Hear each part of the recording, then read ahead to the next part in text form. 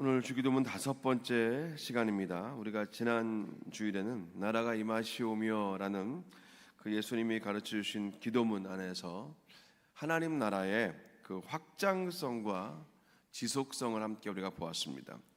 하나님이 온전히 주인이 되시고 또 모든 결정권과 주도권을 가지고 계시며 믿고 순종하는 모든 자들에게 힘과 위로와 소망이 되시는 곳, 그것이 하나님 나라입니다.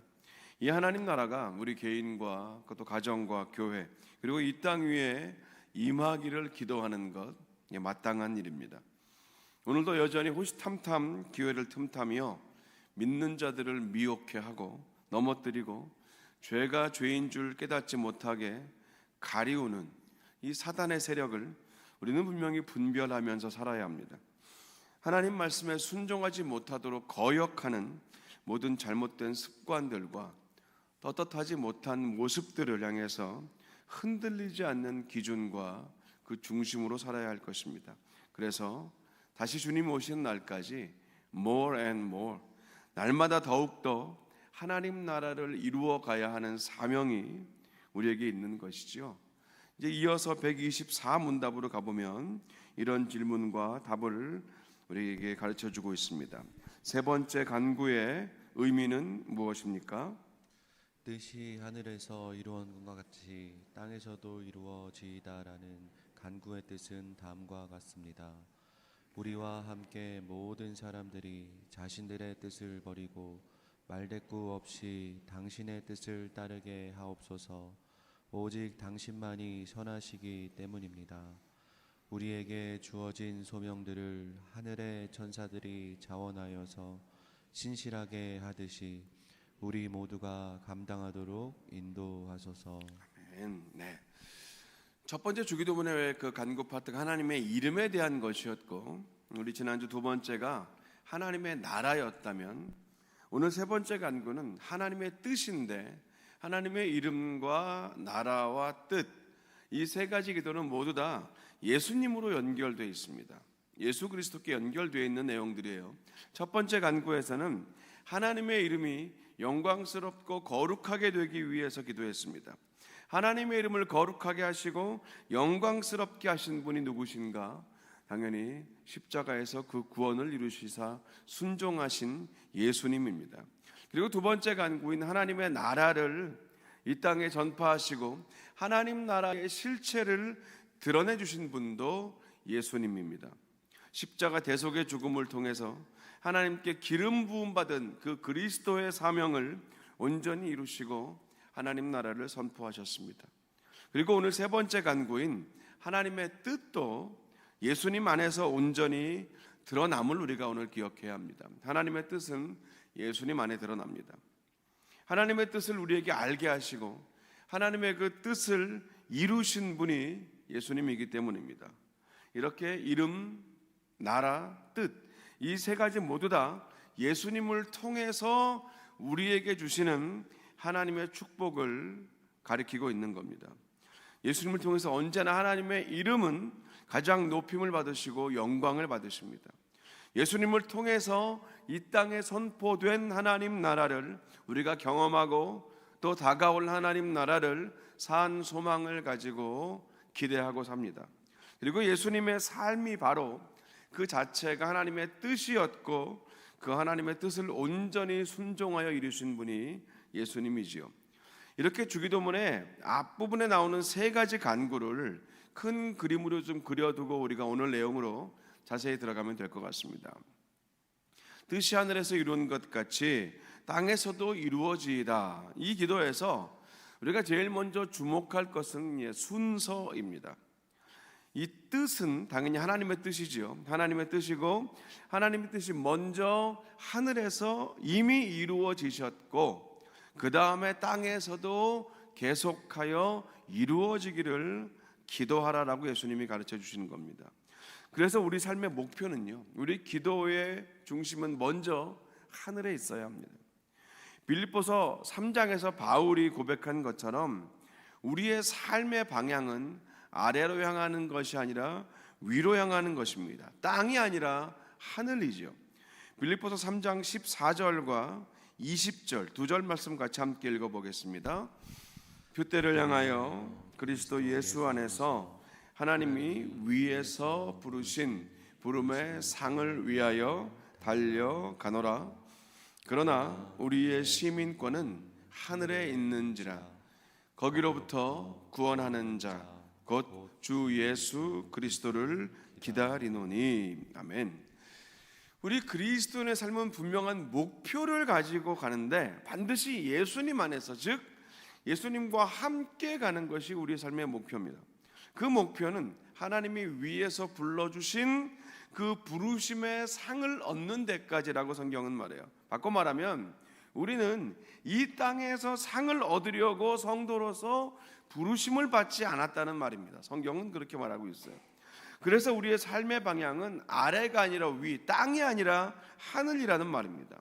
그리고 이 길은 이미 하늘에서 우리를 기다리고 계시는 구원자 예수 그리스도를 향한 길. 우리가 지난번 주일 설교처럼 낮은 곳에서 만납시다. 왜? 거기에 이미 예수님이 계시니 이 낮은 곳은 물리적인 낮은 곳이 아니라 예수님 가신 겸손과 순종의 길을 말하는 거 아니었습니까?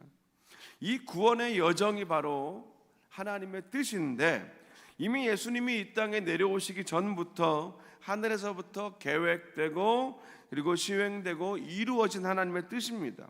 완성되신 하나님의 뜻이에요. 이 하나님의 뜻은 한마디로 말하면 예수 그리스도를 통한 구원입니다. 이게 하나님의 뜻이죠.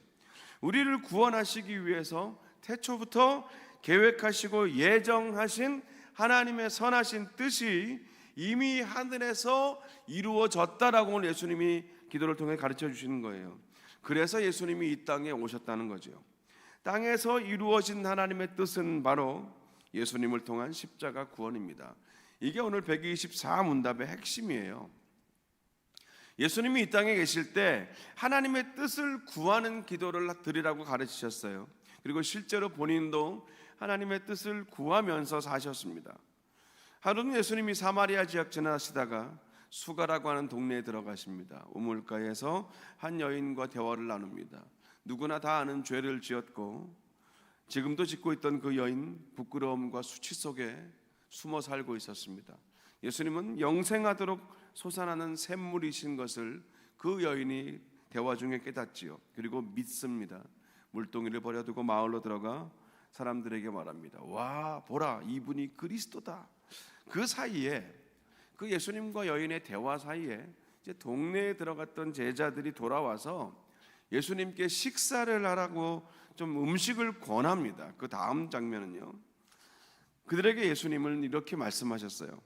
예수님 식사 좀 하시죠. 전한 예수님께 요한복음 4장 32절, 33절, 34절은 이렇게 말합니다. 이르시되 내게는 너희가 알지 못하는 먹을 양식이 있느니라. 제자들이 서로 말하되 누가 잡수실 것을 갖다 드렸는가 하니 예수께서 이르시되 나의 양식은 나를 보내신 이의 뜻을 행하며 그의 일을 온전히 이루는 이것이니라. 자, 이 말씀은 지금 예수님의 양식은 따로 있다는 거잖아요. 그것은 예수님을 보내신 그 하나님의 뜻을 행하는 것인데 그 하나님의 뜻을 온전히 이루는 것, 그것은 바로 방금 전에 여인과의 대화에서 나타났던 그 일입니다. 죄악과 무지와 두려움과 그 연약함 속에 갇혀있던 영혼들을 주님 앞으로, 하나님 앞으로 다시 돌아오게 깨뜨리는 일, 구원에 이르게 하시는 그 일을 위해서 예수님이 오셨고 그것이 예수님의 양식이라고 말씀하시는 거예요. 하나님의 뜻은 죄인을 구원하시는 것이고 이것이 예수님의 양식, 즉 이 공생애와 구속사역의 원동력, 그 구원사역이야말로 밥 먹지 않아도 배부른 예수님의 원동력이다라고 제자들에게 가르치신 겁니다. 이제 같은 차원이 겟세마네 기도지요. 나의 원대로 마옵시고 아버지의 원대로 하옵소서. 이 기도에서 원이라는 말은 뜻과 같은 말입니다. 나의 뜻대로 하지 마시고 아버지의 뜻대로 하시옵소서. 이 기도가 바로 오늘 주기도문 세 번째 파트인 이 간구와 정확히 일맥상통하는 것입니다. 죄인을 구원하시는 것이 하나님의 뜻이라는 사실을 히브리서 10장 9절과 10절에서도 우리가 확인할 수 있는데 이렇게 되어 있습니다. 그 후에 말씀하시기를 보시옵소서 내가 하나님의 뜻을 행하러 왔나이다 하셨으니 그 첫째 것을 폐하심은 둘째 것을 세우려 하심이라. 이 뜻을 따라 예수 그리스도의 몸을 단번에 들이심으로 말미암아 우리가 거룩함을 얻었노라. 아멘. 히브리서 10장 전체는요, 이 구약의 제사 제도와 예수님께서 이루신 구원을 이야기하면서 하나님의 뜻을 말하는 그런 부분입니다. 다 읽지 않았지만 3절에 보면 구약의 제사들에는 해마다 죄를 기억하게 하는 것이 있다라고 말하면서 이 구약의 제사가 할 수 있는 기능을 말합니다. 죄를 기억하게 하는 것. 근데 11절에 보면 제사장마다 매일 서서 섬기며 같은 제사를 드리지만 그 제사는 항상 죄를 없게 하지는 못한다라고 말하면서 구약의 제사가 할 수 없는 기능을 또 말하죠. 그래서 9절에서는 시편 40편을 인용하면서 예수님이 말씀하시기를 내가 하나님의 뜻을 행하러 왔다 하셨는데 첫째 것, 즉 구약의 제사를 폐하신 것은 둘째 것, 십자가를 통한 영단번의 예수님의 제사를 통해서 하나님의 뜻이 온전케 됨을 히브리서가 말하고 있는 겁니다. 구약의 제사는 절대로 죄를 없앨 수 없기 때문이죠. 그러니까 그런 차원에서 오늘 124답이 우리에게 가르치고 있는 첫 번째 문단을 다시 보면 이렇습니다. 우리와 함께 모든 사람들이 자신들의 뜻을 버리고 말대꾸 없이 당신의 뜻을 따르게 하옵소서. 오직 당신만이 선하시기 때문입니다. 자, 뜻이 하늘에서 이루어진 것 같이 땅에서도 이루어지기를 바라는 이 기도는 사람들의 뜻과 하나님의 뜻이 얼마나 다른지를 분명히 가르쳐 주시는 기도입니다. 그래서 이 기도는 모든 사람들이 자기 자신이 가진 그 뜻을 버리고 말대꾸 없이 순순히 토달지 말고 그냥 하나님의 뜻을 따르게 해달라는 그런 기도를 말하는 거죠. 이유는 분명합니다. 오직 하나님만 선하시기 때문에, 하나님의 뜻만이 유일하게 선하시기 때문이라는 겁니다. 우리가 이 부분을 잘 봐야 돼요. 하나님의 뜻만이 유일하게 선하시다면 그럼 우리의 뜻은 선하지 못하다는 말입니다. 맞죠? 우리의 뜻은 악하고 이기적입니다. 상황에 따라서 변하고 내 감정과 기분과 내 가치 판단과 나의 호불호에 따라서 나의 삶의 기준은 수시로 달라집니다. 어제까지 참 예뻐 보이던 사람이 오늘따라 너무너무 미워 보이는 것이 우리잖아요. 하지만 하나님은 그 뜻이 일정함으로 변개치 않으시는 분, 신실하신 하나님이시지요. 이런 우리의 상태를 너무나 잘 아시는 예수님께서 이 주기도문을 가르쳐 주시면서 나의 뜻이 아니라 하나님의 뜻이 이루어지기를 위해서 기도하라고 말씀하시는 겁니다. 왜냐하면 예수님 자신도 이제 얼마 안 있으면 하나님의 뜻을 온전히 이루시고 순종하시기 위해서 십자가 대속의 죽음을 당하실 것이기 때문입니다. 시편 119편 105절이 이 부분을 조금 설명해 줍니다. 우리 함께 이 부분 읽어볼까요? 시작.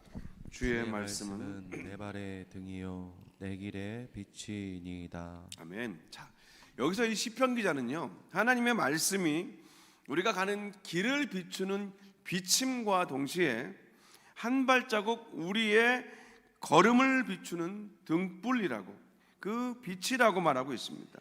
여기는 다 아는 말씀이고 은혜가 되는데 사실 이 말씀을 전후 문맥을 봐야 됩니다. 왜냐하면 주님의 말씀이 빛이시긴 빛이신데 모든 사람에게, 어느 누구에게나 그 발의 등이고 그 길의 빛이 아니기 때문입니다. 바로 앞에 104절은 이렇게 말합니다.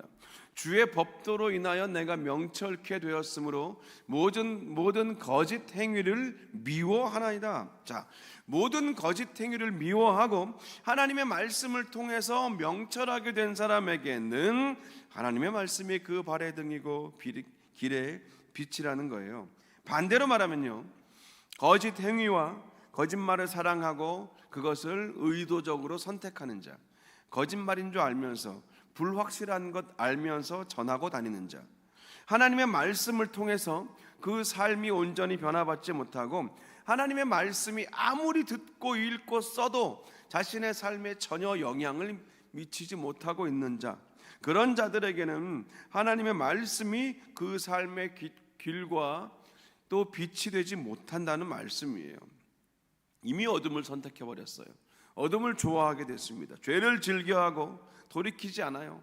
회개의 기회를 의도적으로 내어버리고 자기 욕심에 취해서 사로잡혀서 살고 있기 때문에 하나님 말씀이 아무리 강력한 빛이라도 그 삶의 길에는 비추지 않는다는 겁니다. 그러면서 이제 124문답의 마지막 그 문답에서는요, 뜻이 하늘에서 이룬 것 같이 땅에서도 이루어지이다라는 이 간구의 두 번째 의미를 이렇게 가르치고 있지요. 우리에게 주어진 그 소명들을 하늘의 천사들이 자원해서 신실하게 하듯이 우리 모두도 그렇게 자원하여 신실하게 감당하도록 인도하소서라는 겁니다. 여기에 보면 하늘의 천사들이라는 표현이 나옵니다. 우리에게 주어진 소명들, 즉 하나님의 뜻을 우리가 잘 감당하도록 순종하며 자원하며 살도록 그렇게 인도해 달라고만 해도 충분한데, 하이델베르크 요리문답은 천사를 등장시키고 있습니다. 기록할 당시에 많은 사람들 사이에 이 천사에 대한 이슈가 많았기 때문에 여기에 천사를 집어넣습니다. 먼저 우리가 천사에 대해서 오늘 간략하게라도 성경이 말하는 범위 안에서 좀 정리할 필요가 있을 것 같습니다. 일단 천사에 대한 생각은요, 지역이나 시대마다 다양합니다. 하지만 공통적으로 대부분의 사람들은 천사라는 말을 들으면 사람 중심적으로 어떤 이미지를 떠올리고, 우리가 동화책이나 그림 동화책이나 영상 매체에서 그들이 표현해 놓았던 그런 천사의 대부분 비슷한 이미지, 사람의 형상인데 날개가 있는 듯한 뭔가 그런 이미지를 우리가 천사하면 사람 중심적으로 떠오릅니다. 근데 성경에서는 그들을 외모로 표현하기보다는 그들이 어떤 존재인가를 더 강력하게 말하고 있죠. 하나님의 아들들이다, 여호와의 사자다, 권능 있는 자들이다, 거룩한 자들이다라고 그렇게 성경은 천사들을 불러요. 쉽게 말하면 하나님의 뜻, 즉 예수 그리스도를 통한 구원의 일을 이루시는 그 하나님의 뜻을 수행하는 자, 수행하는 영적인 존재들이 천사예요. 하나님의 뜻에 따라 순종하는 존재들입니다. 여기서 하나님의 뜻은 앞서 우리가 확인했듯이 예수님을 통한 구원 사역이기 때문에 당연히 천사들도 예수님의 구원 사역과 연결이 되어 있습니다. 그래서 천사는 항상 우리가 예수님의 구원 사역 안에서 생각하고 연결할 수 있어야 합니다. 중세 유럽 사람들은 그런 논쟁도 했다고 하지요.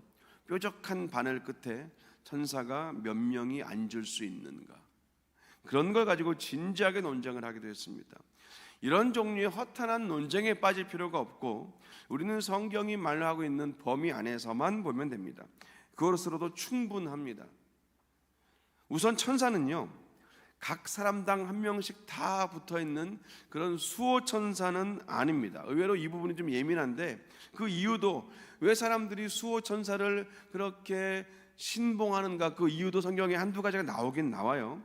마태복음 18장 10절에 보면 예수님이 제자들에게 작은 자들을 업신여기지 말라라고 말씀하시면서 그들의 천사들이 하늘에서 하나님을 뵙고 있다라고 말씀하신 적이 있어요. 이 부분에서 그들의 천사들, 수호 천사겠구나라는 오해가 나왔던 겁니다. 또 사도행전 12장 15절에 보면 베드로가 감옥에서 풀려나서 동료들에게 갔을 때 그 사람들은 깜짝 놀랐어요. 이건 불가능한 상황이라서 자기들 눈앞에 있는 것이 베드로가 아니라 베드로의 천사일 거라고 추측하는 장면이 나오는데, 그 부분도 오해의 여지가 있던 장면입니다. 이 수호 천사란 단어는 성경에 직접적으로 나오지 않아요. 근데 분명히 하나님이 천사들을 보내셔서 천사들을 통해서 믿는 자들을 보호하시고 돕는다는 개념은 많이 나오지요.